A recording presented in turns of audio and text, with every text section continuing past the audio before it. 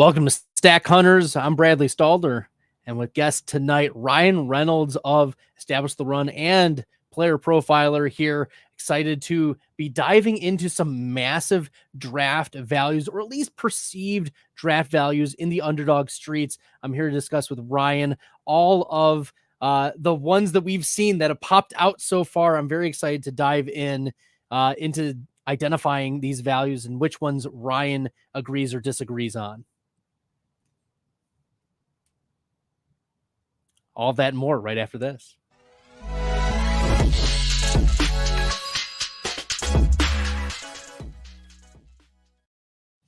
All right, Ryan, welcome to Stack Hunters. Happy to have you on tonight. Pleasure, man. Looking forward to, mixing some film stuff, some data stuff. Looking forward to getting into it, man. Film stuff, man. Don't even, the only film I watch is like Tyler Conklin, late at night, him just, over the middle. That man's a Viking. Let me tell you, I've been there myself with Mr. Conklin. One night, Billy Muzio, friend of the industry, longtime podcast partner. One time he called me up. He's like, Bradley, what are you doing? Because he's 3 hours, earlier than me. He's like, Bradley, what are you doing up so late? And I'm like, I'm watching Tyler Conklin film, Billy. Great answer, man. Like I said, I was bullish on Mr. Conklin last year, and I will be again this year. So I've been there myself. I am here for all of that. All right. So what Ryan and I are going to look at tonight is a comparison of underdog pick'ems to the receiving yards. We have the pick'ems for the receiving yards, but we're going to compare that to the 2024 ADP that is happening on Underdog Fantasy. So before we even get into this, Ryan, one of the things that kind of like sticks in my grill, and maybe you can offer a little bit insight, because I've got some working theories, but maybe you can offer some clarity. Why would a site like Underdog put this type of tweet out? Is it because they want to increase the ADP of an Amari Cooper, decrease the ADP of a Drake London? Do they want more action? Dare we call it action? Do they want more people to select the graders or less thans for Drake London or Amari Cooper in side-by-side comparisons? Or is this just a, this is fun, this is nice, like la-di-da? I have a suspicion that it's not the last option, but what are your thoughts on why Underdog would be putting out these types of comparisons? A lot of smart people work at Underdog. I'm about to get my second cactus for max entering Bestball Mania, in a couple of weeks, I'd imagine. So I'm obviously a fan of the product. I use it myself. So my guess would be this is trying to garner interest, this kind of message. Like Drake London, everyone's high on Drake London last year, even though he's kind of never shown it. When we can blame Arthur Smith for that. That's, I think that's completely fair, completely reasonable. Then on the other side of things, Amari Cooper, who's been very consistent in his career, had a good year last year. You would automatically think like, wow, that's a pretty good line on Drake London, which I think, looking at the two of them, I'd still prefer that. But I would guess that would be my guess, is that they're trying to get people interested in playing their games. Yeah, I agree with you. There is a desire by these sites to be driving more interest. And if we notice something like this in terms of the projections, I assume they're Hayden Winks projections, that are fueling these. But I decided I would compare my projections to what Underdog has. And I also have like my best ball value rating system that gives me an idea of how far-fetched. So for right now, Amari Cooper is my wide receiver 20 in best ball value rating. So a little bit higher than where he's going in ADP. And I like that. I want to be a little bit in on Amari Cooper, and this is funny. His projected receiving yards is 951 exactly. Isn't that hilarious? I don't look like, I'll pull back the curtain. I don't use other sites to like influence that. A main driver for this, Ryan, is the median target shares. I found that is much more sticky year to year than average target share or season long target share. So that is a real main driver for me. So 951, I feel like, is right for Amari Cooper.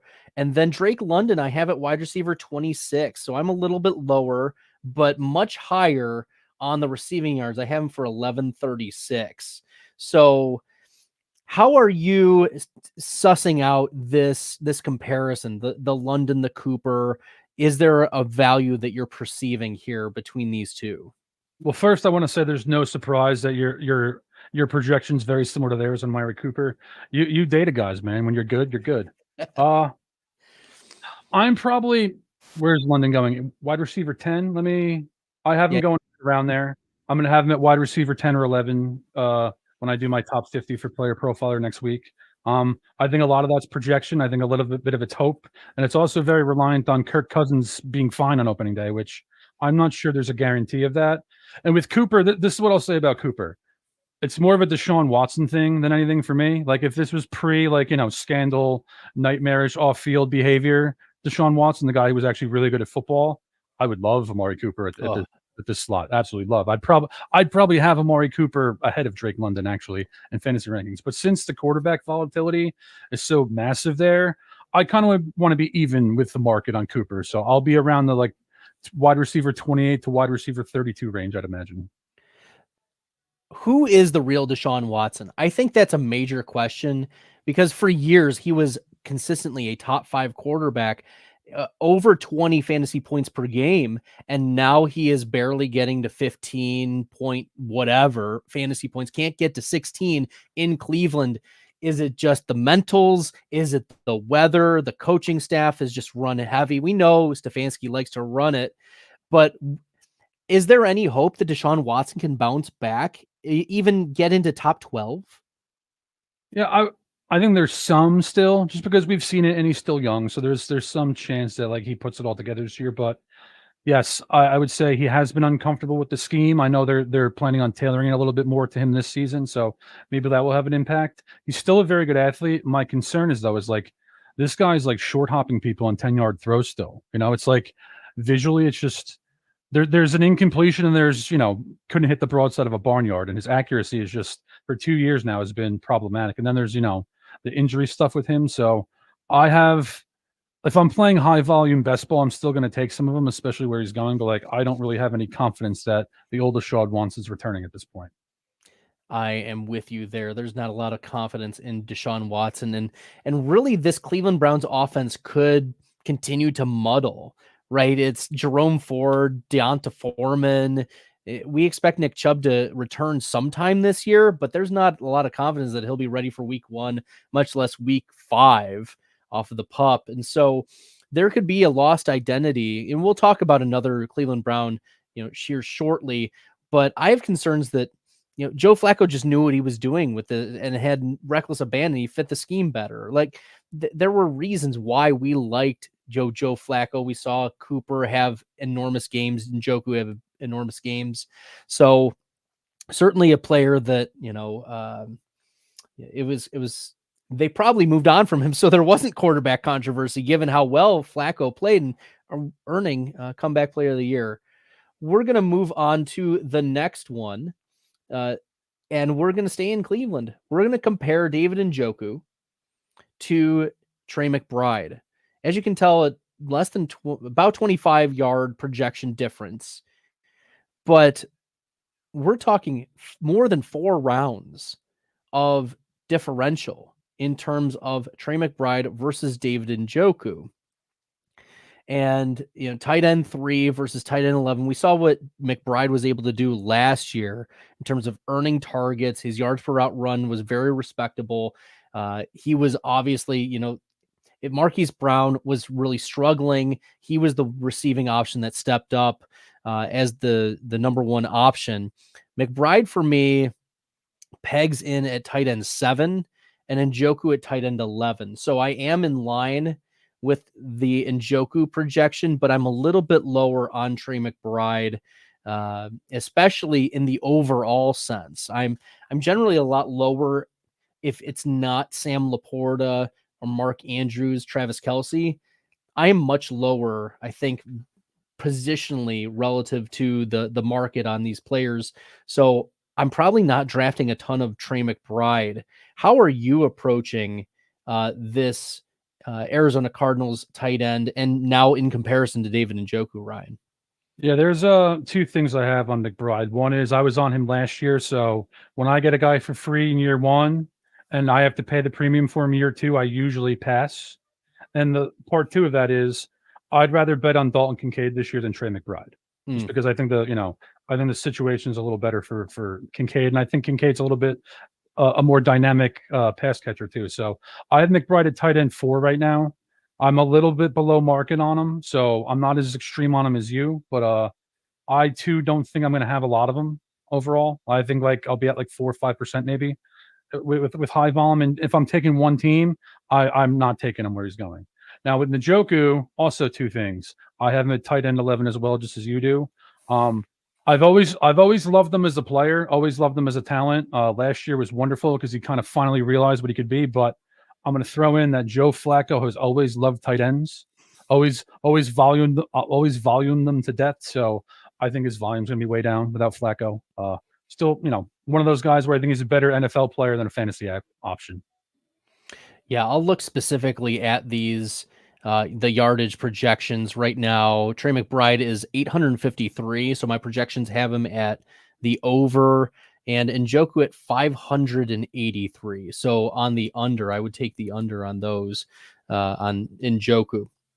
So, the touchdowns, obviously, weigh it out, but we do have, as we talked about in the previous segment about Amari Cooper, we have concerns overall organizationally, systemically for the Cleveland Browns, fewer organizational concerns with the Arizona Cardinals. We know what Kyler Murray is. We saw the connection with him and McBride last year, and now you add in Marvin Harrison, which even though you add that enormous rock of target share to the knapsack, the metaphorical knapsack, right? The reality is there's still room for McBride to keep a 21% target share in that offense because there's not a strong number 2 receiver. We can like Michael Wilson. We can have feelings about Zay Jones, but realistically, it's Marvin Harrison, Trey McBride. That's it in this Arizona offense in terms of strong receiving options. And maybe we like a little bit of sprinkling of James Conner, a sprinkling of Trey Benson, but it's just those two. Yeah, agreed. Also, for this particular game, I'd also be, if I was going to take it, it would be McBride higher, Njoku lower myself. Cool. We're here. We love it. Great minds think alike. Indeed. But when we return, Ryan and I will discuss a few more of these. But before we do, a word from our sponsors. This episode is made possible by Underdog Fantasy, and Underdog Fantasy is the leader in best ball. When you go to join an Underdog Fantasy best ball draft, it fills very quickly, especially now. It's Bestball Mania season, baby! Bestball Mania 5! I can't believe they're at Bestball Mania 5 already.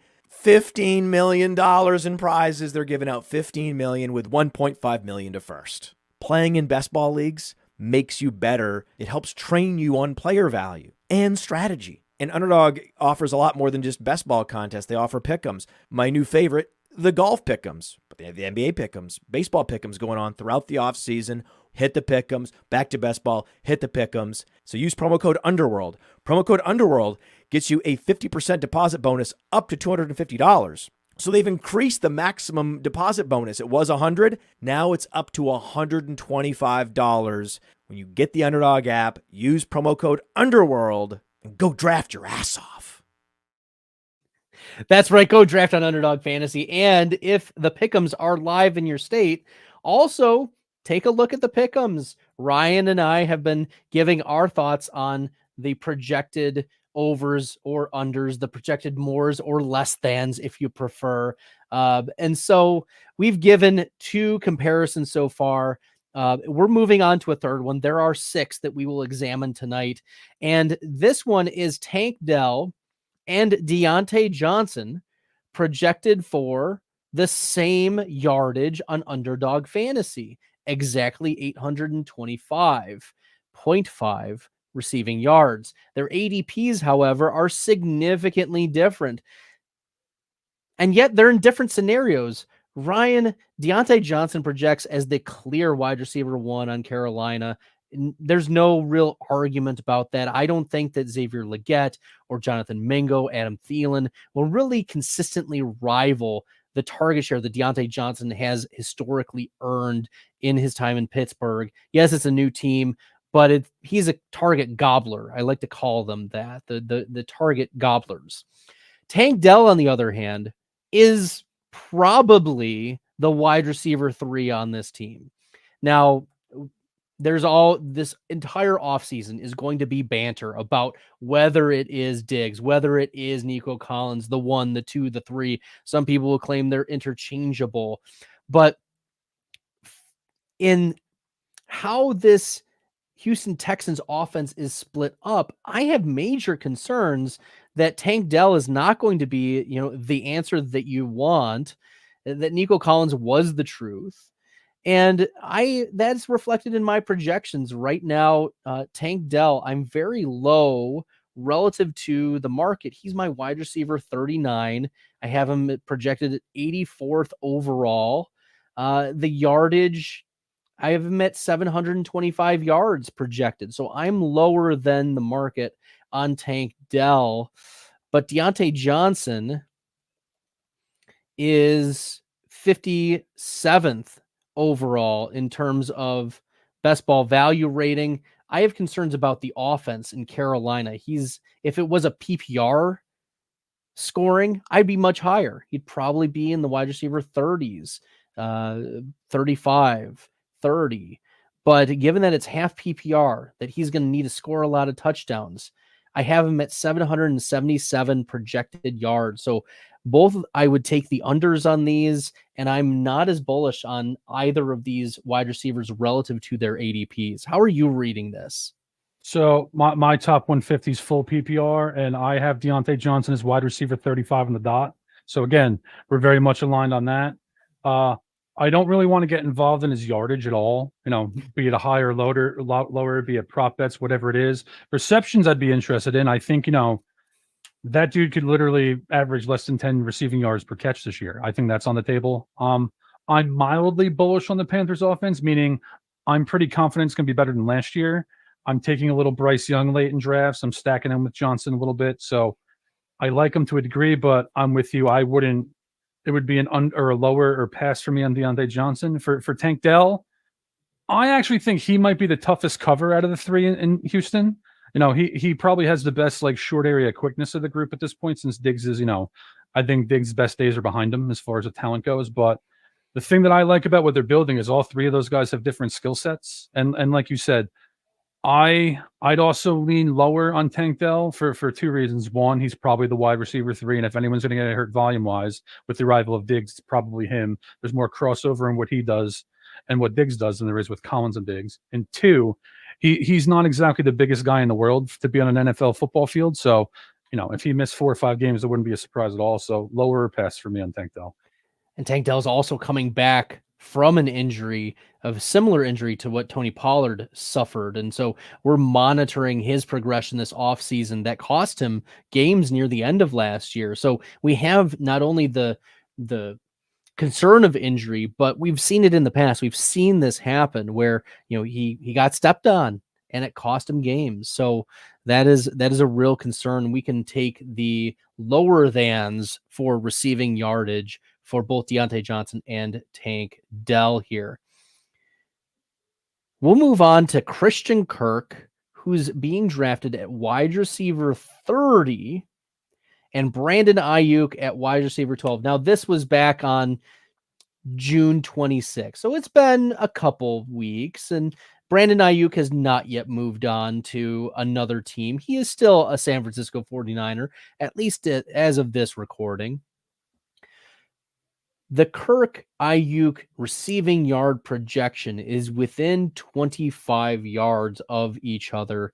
And I'm going to pull up the projections, but my gut feeling is already that Aiyuk is going to be significantly lower in the projections. Yeah, I pulled it up here. He's my wide receiver 33 in best ball value rating projected. Still almost 120 targets, 25% target share. But the over on yardage, 977 or greater than on yardage, I should say. Ryan keeps giving me the look. But yes, 977 just barely ekes over that. Whereas Christian Kirk is my wide receiver 34. So they are neck and neck right next to each other. I like that this was how it's set up, and 981 projected receiving yards. So very, very close. I think that what is wrong here is the ADP, not the receiving projections. Aiyuk is not going to get a lot of touchdowns, Ryan. There's so many other goal line options. It's Christian McCaffrey. It's George Kittle. It's Deebo Samuel. Even Brock Purdy is going to get a rushing score or two. He is not the first or second option when it comes to the goal line. So I don't know. I do know. I'm not drafting a lot of Brandon Aiyuk. How are you approaching it, Ryan? Yeah, I'm the same way. I have him as overall number 30 and wide receiver 20, so I'm a little bit below market too, at least at this point. He's one of those guys when I was, just box score surfing early in the process this year, I was surprised at what kind of numbers he put up, Even just watching their games, like it didn't really seem like he had a 1,300-yard season to me. So, Right. And like you said, they just have so many options. So that's a situation where I'm either taking the lower or passing again.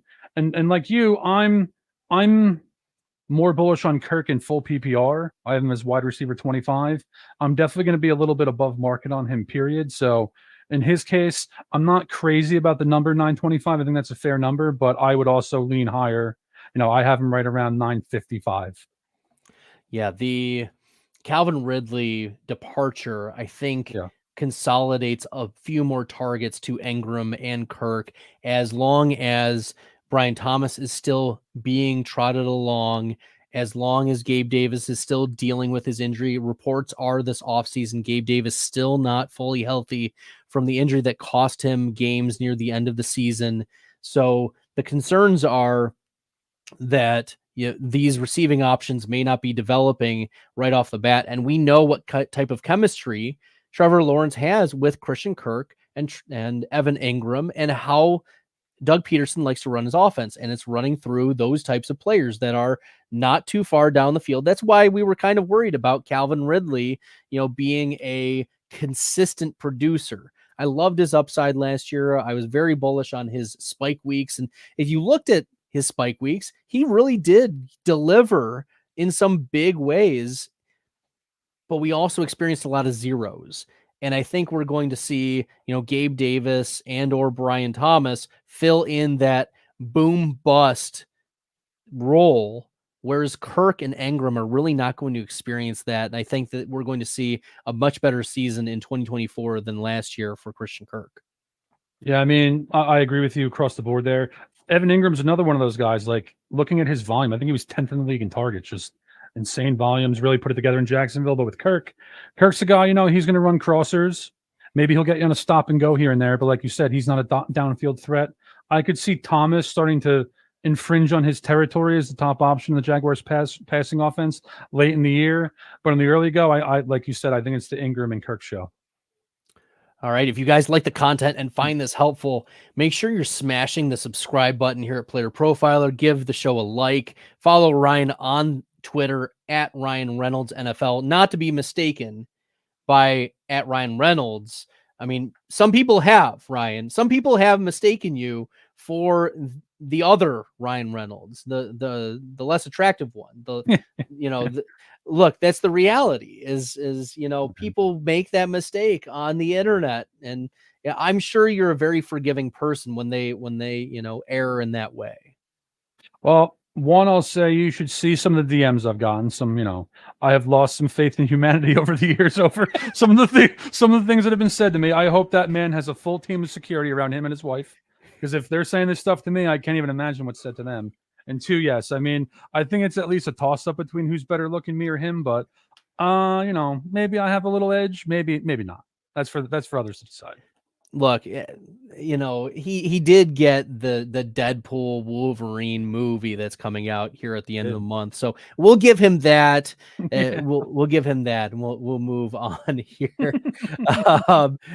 We've got another one, and this one, oh man, Ryan, I'm looking at Marvin Harrison, and it's really hard for me to get him to be wide receiver 9 in my projections. It's really hard for me to get there. We really need to see the touchdowns move. Marvin Harrison right now, I know it says wide receiver 9, but he's my wide receiver 13 in half point, but he's the 35th in my projected best ball value rating. So the problem is in half PPR, and maybe a little bit for those who are not familiar with best ball value rating, it does take into account positional value, but and it also looks at, it's designed for underdog fantasy scoring, half point, the structures that exist there, and reverse engineering. It's proprietary, but it's also like, I'm willing to unveil and let you know like how I do it. Unfortunately, like the wide receivers that are not the elite elites, just it's hard for them to be a value proposition. And Marvin Harrison is one of those guys where he's just a little bit lower in how I'm projecting him, but he's a lot lower in terms of, he should be a mid third round pick in how I'm setting it up. And we'll look at the projections in terms of, like, I have him for 1,058 receiving yards. So it's right there. But I also project Harrison for 7 touchdowns, which I think is a respectable number.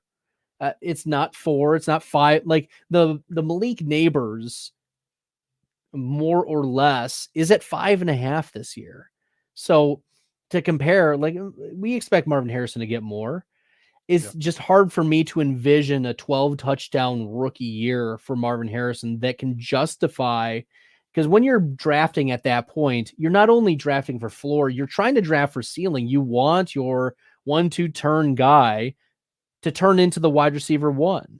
That's what we've seen the last couple of years, is a CeeDee Lamb, for instance. You're drafting at that 1-2 turn. The value proposition is that he has pathway to wide receiver 1 overall.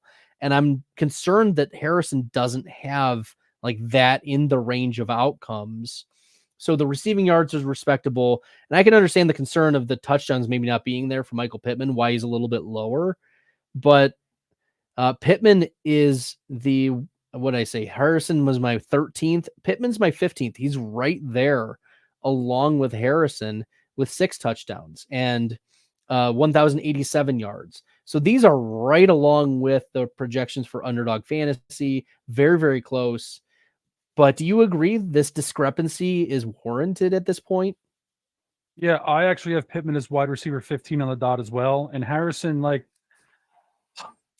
tough for me too. I mean, I think he belongs in that range, which is essentially him, Drake London, Devontae Adams, Chris Olave, Nico Collins. I think he belongs in that cluster. But, like you said, I mean, for me, we're talking about ceiling 2 here, right? 1,200 yards and 8 touchdowns would be a really, really, really good year for any rookie wide receiver, Granted, right. He gets Kyler Murray, which is a better situation than most, rookie wide receivers get. So, and plus he walks right in and he's the top option. So I think that's possible. But again, in terms of like picking higher or lower here, I hated this number when you put it up, because it's like, it made me think it's like, they should be right on top of each other, basically. The only downside with Pittman is what kind of voluminous passing offense do they have in Indianapolis. So I think it would be a complete stay away for Pittman for me, because it would be a slight higher. So there's no margin for there, so I'd leave it alone. It would be lower slightly too for Harrison or pass for me. Yeah, the target share for Pittman, I think, is just going to be there. I put him at a 29% target share. Maybe that's too high, but I mean, is Adonai Mitchell going to immediately step in and be the wide receiver 2? I don't think so. No. I think Josh Downs is going to be more likely the wide receiver 2 on that team. And if anything, Adonai Mitchell just bumps out Alec Pierce and is like a better Alec Pierce, at least for year one. Pierce is bad. He's bad for fantasy, bad for the NFL in terms of what he offers for fantasy and for the Colts from that. But this is one of those situations where, if you really have these player takes and you're guided by the projections, this is where you can kind of talk yourself into a different strategy. You can talk yourself into, well, I don't need to be structurally wide receiver, especially if Michael Pittman is going to be going, at the end of round 3 at the 3-4 turn. You can talk yourself into, I can get a round 2 running back or a round 1 running back. I don't need to be beholden if I'm, thinking that Harrison and Pittman are close enough that the differential is not going to matter in terms of the most likely range of outcomes for these two players. So when we have these types of reflections, maybe this is an opportunity too, to think, okay, I can widen my my draft strategy, and not be so beholden to necessarily going 3 straight wide receivers. And we can take an anchor running back in these types of builds. Ryan, how are you, before we get into our last, receiving yards projection versus ADP, how are you attacking, structurally your underdog draft so far? Like, is there a start that you're very fond of? Is there a way in which you're trying to attack these drafts based on your projections or your rankings? Yeah, I mean, there's when you take a team, I love what you said about Michael Pittman. Just thinking about this way allows you to take a running back in the first 2 rounds, because it does. Like, one of the reasons why underdog ADP doesn't end up being the same, somewhat usable for season long, is because of the wide receiver thirsty lemons, as Peter Rovers at once put it. People just pound wide receivers early and often, where they're all gone by the 5th round, basically. So you either get them early or you don't get them at all, or you got to go volume. So I've been doing one of 2 things. Either I'm being a wide receiver thirsty lemming myself and just pounding them early. And then, I'm above market on Josh Jacobs, so I'm willing to roll the dice on him a little bit. I think Joe Mixon's a decent value. And then I pair him with, a couple of guys going around the 8th round. And I've done that a number of times. But the way I would love to be able to do it is pairing like Bijan or even Jonathan Taylor with, a first or 2nd round running back, and then coming back and getting Pittman and another guy in that range. So those are the 2 macro things that I'm trying to do more often than not. All right. We love to hear it. The macro trends. Make sure you guys are following Ryan on Twitter at Ryan Reynolds NFL. And my name is Bradley Stalder at FF Stalder. I host StackHunters every Thursday, 8 p.m. Eastern. And I bring on guests like Ryan to discuss best ball, fantasy football takes, and draft strategies. Sometimes we do live drafts here, but StackHunters is the player profiler best ball show, and I'm happy to be hosting it. It's been going on for just over a year now, and it's been great. I also direct the news desk, so you'll hear me drop news items. I've been mentioning that throughout our time here with Ryan. Go to playerprofiler.com/news. Check it out. It is a stream of the most up-to-date fantasy useful news that exists out here. We just started adding this last week, as part of our news cycle, the biggest risers and fallers in ADP in the best ball streets. Not just that they are rising or falling, but what is the fantasy takeaway? Should you be buying or selling these risers or fallers? What is the reaction? What is the news that drives this drop or rise for a particular player? And there's some very, very sharp analysis that happens in these streams, and it's just a couple paragraphs. So it's really worth you just scrolling.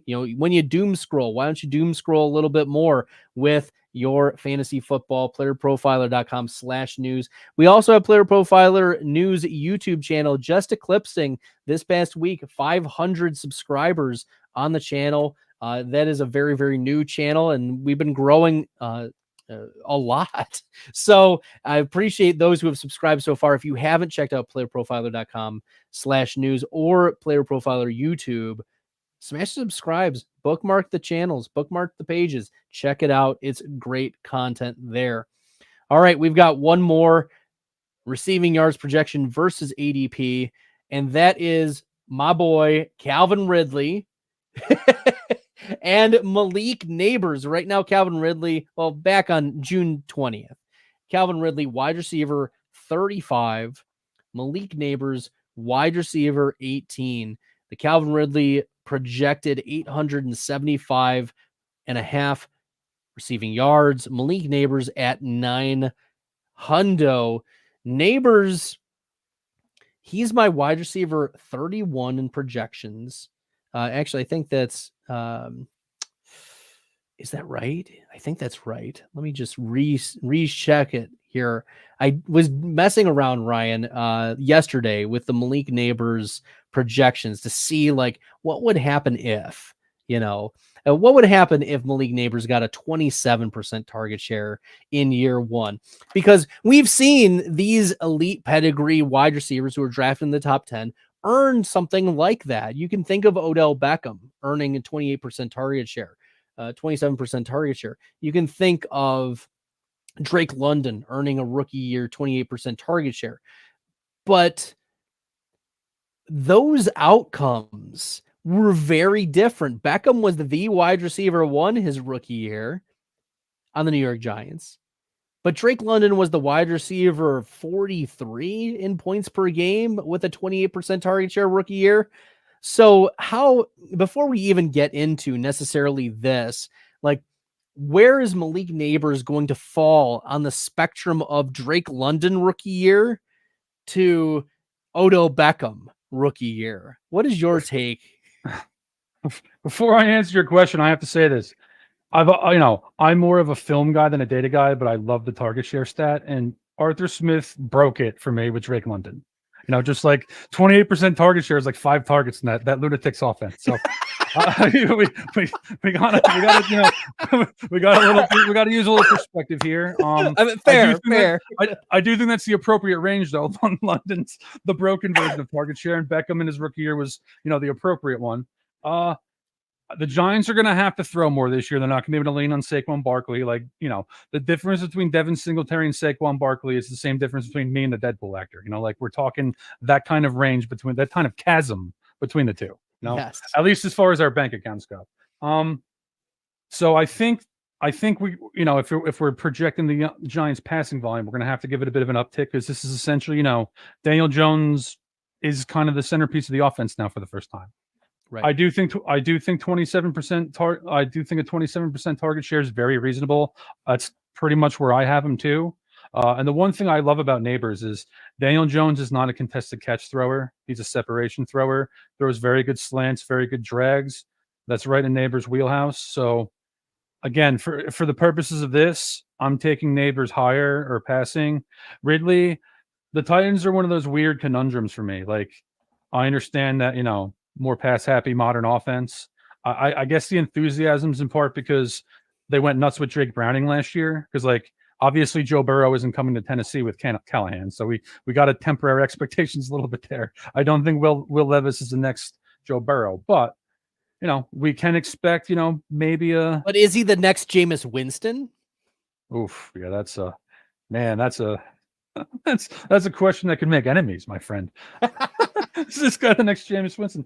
The answer is maybe. That's good. I like that. I'm gonna carry that one with me. You've changed my stance on 2 things, and that's one of them. Maybe Will Levis's ceiling outcome is 30 touchdowns and 30 interceptions and 5,000 yards passing. I love it. I love it.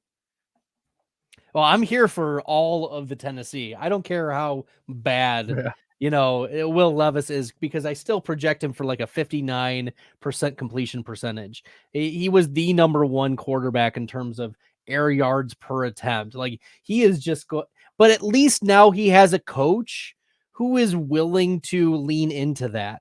Last year, Mike Vrabel is just going to, he would continue to hand the ball off to Derrick Henry or Tazi Spears, and now we have a coach who, there was a joke. I can't remember who said it on Twitter, but would it surprise you if the Tennessee Titans had a 97%, pass rate? Like they would just pass it to Tony Pollard, pass it to Chigakonkwo, pass it to whoever. And I believe, not 97%, but I do believe that there is going to be a seismic shift in this pass rate. And I don't think that this defense is necessarily, Billy Muzio is big on, the defense is going to be pretty good this year. They just signed Jamal Adams. Jamal Adams is bad now. Like he's bad. It's not going to move the needle. And L'Jarius Sneed, he played very well, but he could also play very well because he trusted a lot of the guys who were also on that Kansas City Chiefs defense. I have Calvin Ridley at a 24% target share, but that gets him to 134 targets, 77 receptions, over 1,000 receiving yards. I'm very bullish on the overall volume of Tennessee getting Ridley and DeAndre Hopkins, both of them. In fact, my projections have DeAndre Hopkins ahead of Calvin Ridley significantly. Hopkins, call me crazy, Ryan. DeAndre Hopkins is my wide receiver 7 in projections. It is that high. He's a guy that's an auto click for me when it gets to, in the 60s. He's round 6, easy click. So especially for those who want to go running back heavy in the first couple rounds, like DeAndre Hopkins is a player that I think allows you to make a build like that. Or a Calvin Ridley, who is a lot cheaper this year, going at the end of round 5 at 56 overall. He's another player where these are the types of players that I've identified as, if you decide you want to go down the path of a more anchor running back pathway, Calvin Ridley, DeAndre Hopkins are players I have chips in on because of the passing volume. Yeah, I'll say this. I'm not as bullish on you as Hopkins, but I am purposely above market on him. So I mostly agree with you there. I think I actually love it that you have him that high. That's very interesting because I could see it. I could. Ridley, I'm going to be a little bit below market, but not radically.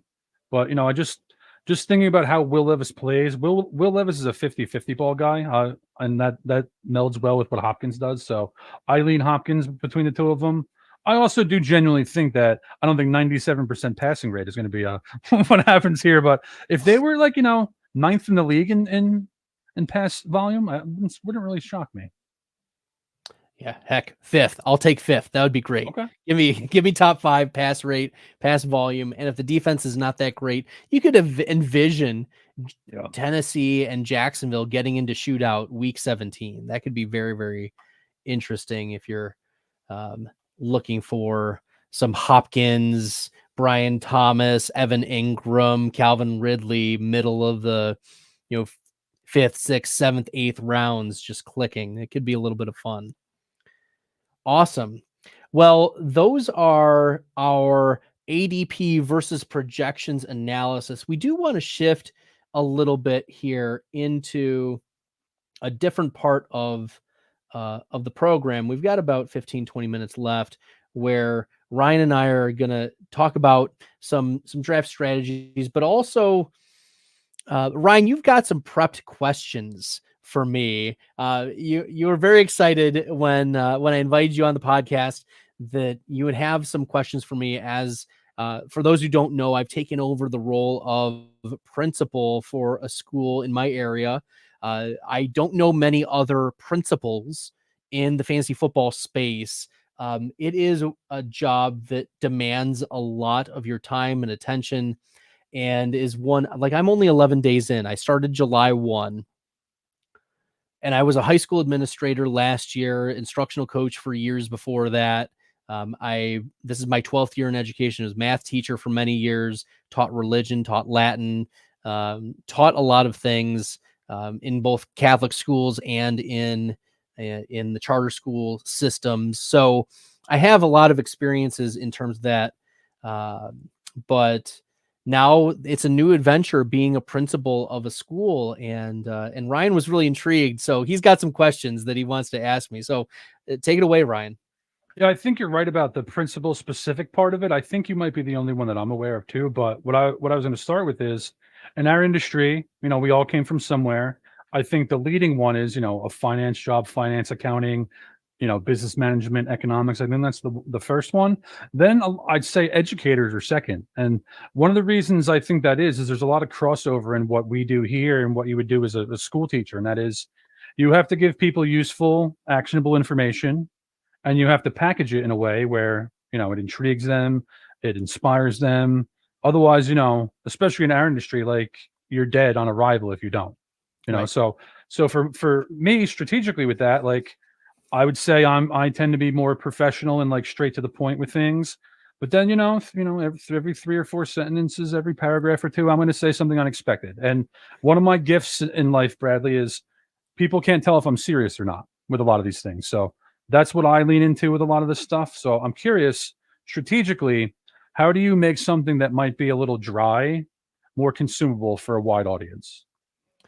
Yeah, it is not a magic flip the switch sort of movement. It is I found the most effective ways to build relationships with people for years. Like it had to be a progression of, in the fantasy space, I started a Twitter account and then I started following people.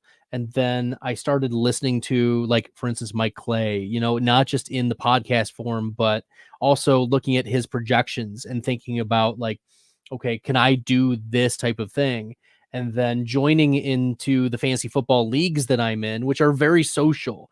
Like, so I'm right now in ed specialist degree program for administration, and one of the classes was on, like, conflict and negotiation. And I all the time used my Dynasty trade offers as, like, prime examples of ways in which I would engage with people who are, for all intents and purposes, they're strangers in the space. I don't know you. I haven't built a relationship with you.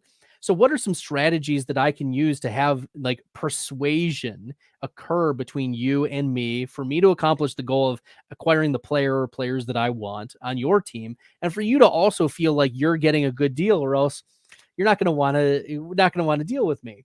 So it took years in the dynasty streets for me to start to identify, like, okay, I have to build relationships, or I have to navigate a certain way in the proposals that I make. I know the player values and I kind of understand who the other people's player values are.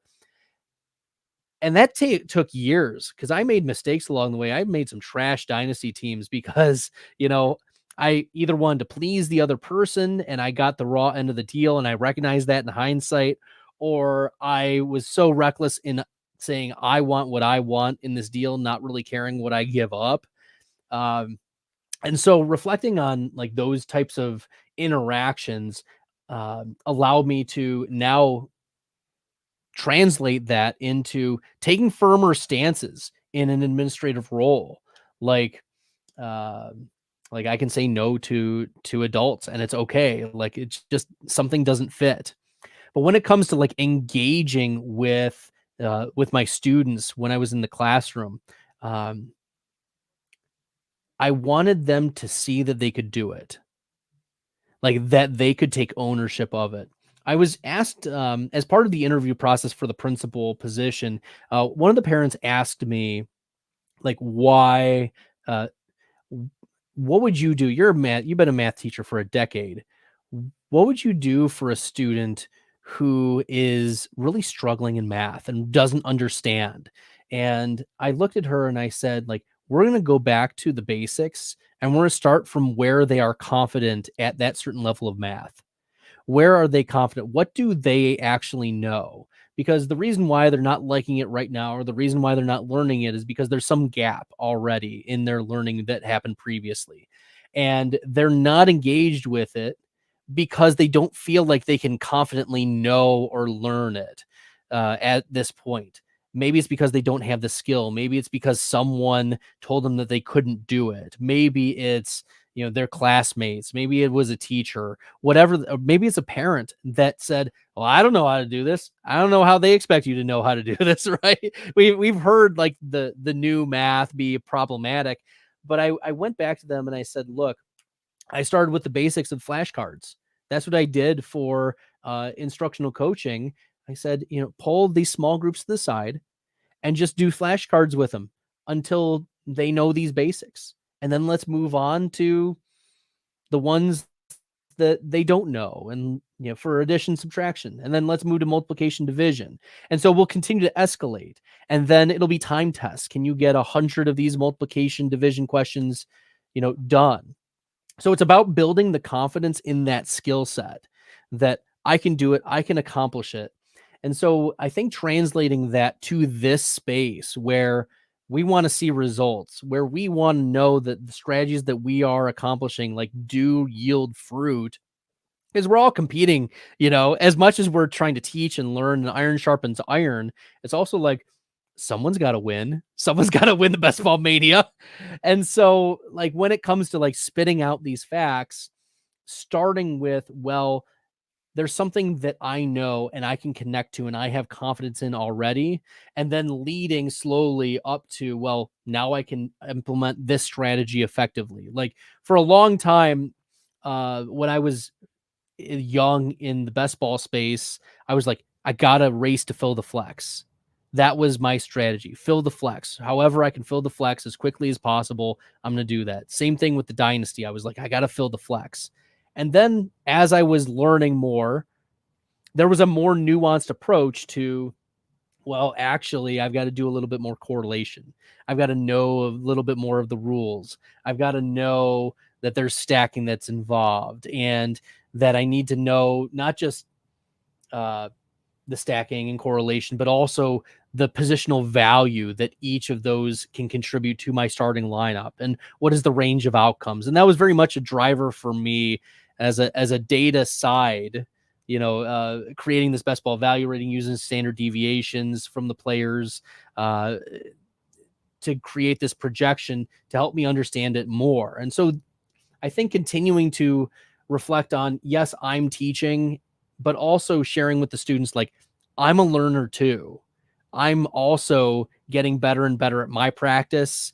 And I want you to see that someone who you think, maybe they think that I have it all together, I'm also trying to improve. I'm also trying to get better in this space. And I think that's one thing that, Ryan, I'm sure you'll agree with me that we want to continue to surround ourselves in this space with really sharp people and people who will make us better. And so I really appreciate spending time with you and other guests who make me think about, okay, even just one little nugget. Is there a takeaway? Is there one little thing that can make me a better player, or would make me pause when I'm in the middle of an OTC moment and say, you know what? I've tried this strategy before. Let's try something else based on what I've learned today. So I hope that I've answered that question, but that's I think how I'm approaching it right now. Yeah, I love it. I mean, and I agree with you completely. You're always trying to get better, regardless of what position you're in. There's always someone who wants to supplant you, and two, just in general, why wouldn't you want to be better than you are today? Yeah. So that was my long-winded answer of, it's, if you try to have one gimmick or one joke or one story, that's a little match. Yeah. Right. That's a little match. And the match lasts for so long, and it does offer some light in a dark room, but it'll go out pretty quickly.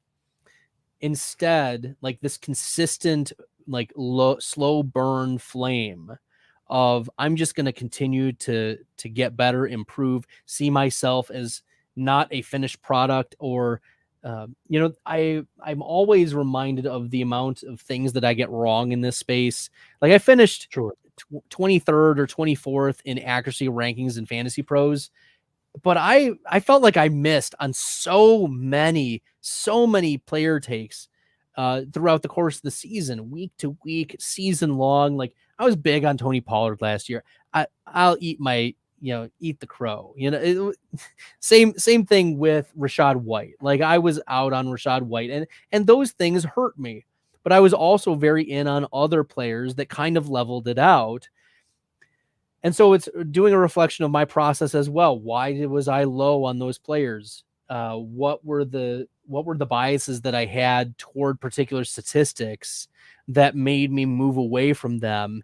And then I've identified in my drafts, like, I guess I'm not going to be as, stat phobic in a sense. Like, just because Rachaad White was an ineffective rusher does not mean that he didn't earn the job. And that opportunity was going to be massive. So that was like one piece of reflection for me in this past season of, just because I have very strong player takes, I can be wrong. And that's why, having these exposures, the percentage exposures to players, allows me to lean in and say, I need to eat a little bit of humble pie and say, I'm not going to get everything right. So let's take a couple shots on what if it goes different than I'm thinking. And there's a different pathway for that outcome. Yeah, for me, I refer to auditing my process, where I'll use sports betting as a way of doing it. I pick every game against the spread, but I only bet on a few. But I pick them all to notice trends, because like how I'm generally like a team evaluator. So if I have a good read on a team, I'm usually 4 or 5-0 against the spread on them. And so if I say it's week 6 and I have an angle on that team, I'm more likely to do it. But if I'm 1-4 on a team after week 6, I know I don't have a great read on them. So not only will I pass in week 6 on putting any money down on them, I'm also going to reevaluate the team in general to get a better read. So I have a similar approach, just a different word to it, I'd say. There we go. Well, that's why we bring Ryan on podcasts like this, because look, we have so many smart and sharp people in this space. And, Ryan, you work, at Player Profile, but also establish the run where you have, run-ins with Herzig and Silva and Levitan and, all of the other really sharp Leone, all of the other real sharps. I'm missing some for sure over at ETR, but they're all really smart guys. And that's why you're going to run in this space of people who have different perspectives, different values, different ways in which they're approaching it. And there are a lot of different ways to skin the cat, but there's also, best practices too. And so it's important for us in these types of podcasts to continue to reflect on our own practice, on what is making us better, and also what are some nuggets in all of the interactions that we have with people who are seeing the world, seeing the best ball streets in particular in a different light. Yeah, absolutely, man. And like you said, one of the things about Established Run is everyone who works there smart. And I've learned all sorts of things from all sorts of guys there, especially the data guys, because I'm, stylistically, I'm more like Silva than I am Levitan. So I've actually learned more from Levitan over the years. This is beautiful. It's great. Yeah. Well, make sure you guys are following Ryan on Twitter at Ryan Reynolds NFL. It's been great having you on, Ryan. Your work is at ETR Player Profiler. You want to give the people a little bit more about what you do and give them the goods. A Player Profiler, I'm doing a top 150. I'm going to appear on a bunch of podcasts too. My next top 50 update will be mid next week, maybe. An Established Run, I've been doing awards markets for years. I do an in-season show with Adam Levitan on it. Maybe some more there. We'll see what happens over the next month or so. Awesome. Well, thanks, Ryan, for carving out about an hour tonight. Make sure you're following me on Twitter at FF Stalder. Subscribe to the Player Profiler channel here on YouTube. Make sure you're also subscribed to Player Profiler News. And yeah, we're really excited to get the draft kit out. It's going to be out at the beginning of next week. My rankings for one quarterback, super flex, and tight end premium will be dropping. So make sure you're checking out those cheat sheets. Dario will have them. Theo will have them. Billy Muzio will have them. We've got some great content for you dropping in the draft kit for Player Profiler coming out at the beginning of next week. Until next time, everyone, on behalf of Ryan, I'm Bradley. Good luck in the best ball streets. Hey, I want to take a moment to thank you for tuning in. It's important to me that all of our media be free. This is only possible because of you allowing a true independent sports media enterprise to thrive unlike any other in the business. So please subscribe to the All In Package to continue to make all of this possible, to ensure that all of our stats, information, data, content is available to you, especially you, the people that get the site and get the show.